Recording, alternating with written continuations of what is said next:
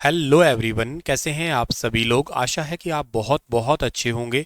आज है 23 अगस्त और 23 अगस्त साल 2024 के हरियाणा करंट अफेयर इस वीडियो में हम पढ़ने वाले हैं। आइए हमारे आज के इस वैल्यूबल सेशन की शुरुआत करते हैं। आप सभी को बहुत बहुत नमस्कार, प्रणाम।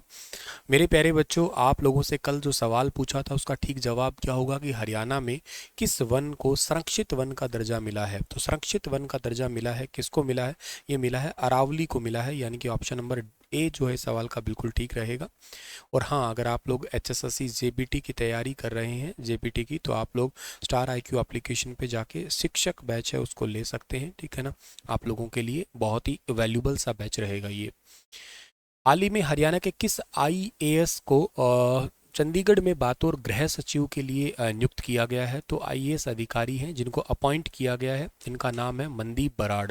ऑप्शन नंबर ए जो है इस सवाल का ठीक है। नए गृह सचिव आईएएस मनदीप बराड़ को चंडीगढ़ में बतौर गृह सचिव नियुक्त होने के साथ साथ हरियाणा सरकार ने अपनी ओर से चंडीगढ़ के डीसी को लेकर भी नामों का पैनल भेज दिया है।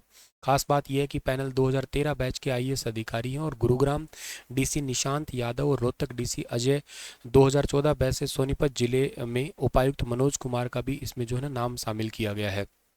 तो अब ज़्यादातर ये उम्मीद है कि चंडीगढ़ में निशांत यादव ही अगले डीसी होने वाले हैं, पर फिलहाल के लिए मनदीप बराड़ एक इंपॉर्टेंट नाम है। गृह सचिव का क्वेश्चन आपसे पेपर में पूछा जा सकता है, क्योंकि एचएसएससी ये पहले भी सवाल है वो पूछ चुका है। मोस्ट इंपॉर्टेंट है ये वाला, याद रखना आप लोग।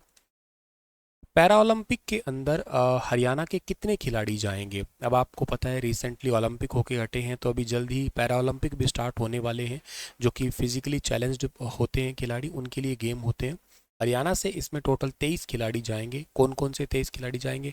हरियाणा से आर्चरी में हरविंदर सिंह, पूजा, सरिता। एथलीट्स में अमित सरोहा, सुमित आंतिल, धर्मवीर नैन, रिंकू, नवदीप, योगेश कथुनिया, मनु, और इसके अलावा प्रवीण कुमार, रामफल, रोहित और प्रणव सूरमा, अरविंद करमज्योति, कंचन लखानी। बैडमिंटन में नीतीश कुमार, तरुण, और जूडो में कोकिला, पावर लिफ्टिंग में अशोक, शूटिंग में मनीष नरवाल तथा ताइक्वांडो में अरुण पेरिस पैरालंपिक के अंदर जो है ना ये भारत का प्रतिनिधित्व करेंगे अपने हरियाणा राज्य से।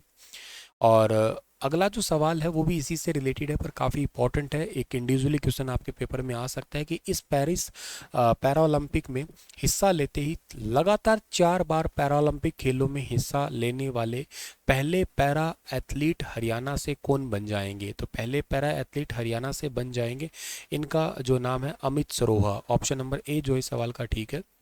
रिकॉर्ड बनाने वाले सोनीपत के अमित सरोहा हैं, जो इस बार पैरा ओलंपिक में हिस्सा लेते ही लगातार 4 बार पैरा ओलंपिक खेलों में हिस्सा लेने वाले पहले पैरा एथलीट बनेंगे। गांव बयापुर के रहने वाले हैं, अंतर्राष्ट्रीय क्लब थ्रोअर और अर्जुन अवॉर्डी हैं अमित सरोहा। इनको अब तक का सफर इनका बेहद चुनौतीपूर्ण रहा है।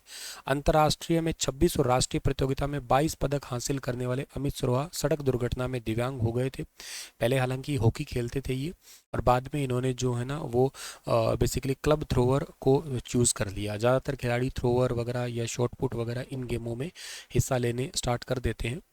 अमित सरोहा ने खुद को 2 एशियन रिकॉर्ड डिस्कस थ्रो और क्लब थ्रो बनाए हैं। अमित सरोहा पेरिस में होने वाले पैरालंपिक खेलों में भारतीय टीम में सबसे अनुभवी और सबसे सीनियर खिलाड़ी होंगे।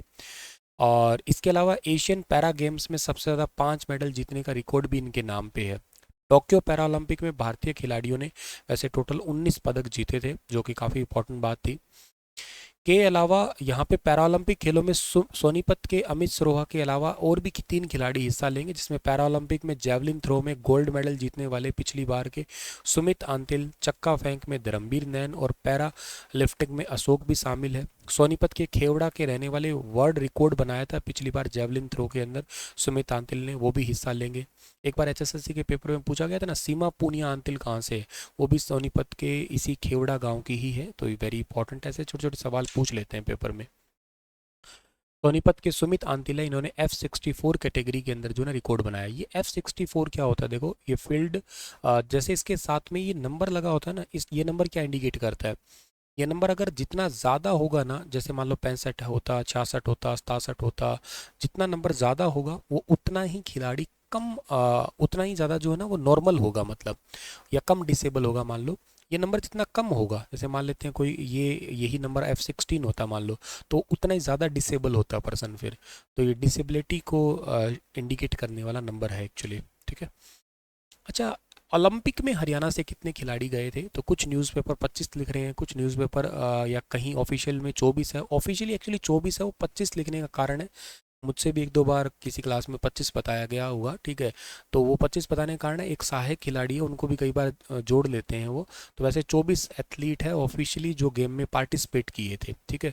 इसमें भजन कौर, किरण पहल, नीरज चोपड़ा, अमित पंघाल, और इसके अलावा जैस्मिन लंबोरिया, इसके अलावा निशांत देव के अलावा प्रीति पवार, दीक्षा डागर, संजय, सुमित, बलराज पंवार, अनीस बनवाला, मनु भाकर, रामिता जिंदल और राइजा ढिल्लो, इसके अलावा रिदम सांगवान, सरबजोत सिंह, सुमित नांगल, अमन सहरावत, इसके अलावा जो है अंशु मलिक, अंतिम पंघाल, निशा दहिया, रितिका हुड्डा, और इसके अलावा रितिका हुड्डा के अलावा विनेश फोगाट भी, ये सभी खिलाड़ी जो है ना इसके अंदर बेसिकली हिस्सा लिए थे। टोटल 24 खिलाड़ी थे ये हरियाणा से पेरिस ओलंपिक में, जिसमें से अमन सहरावत ने, इनमें से देखो डिस्क्वालीफाई हो गई थी विनेश फोगाट तो, और ये अमन सहरावत है, इन्होंने कुश्ती के अंदर जो है ना वो ब्रॉन्ज मेडल जीत लिया।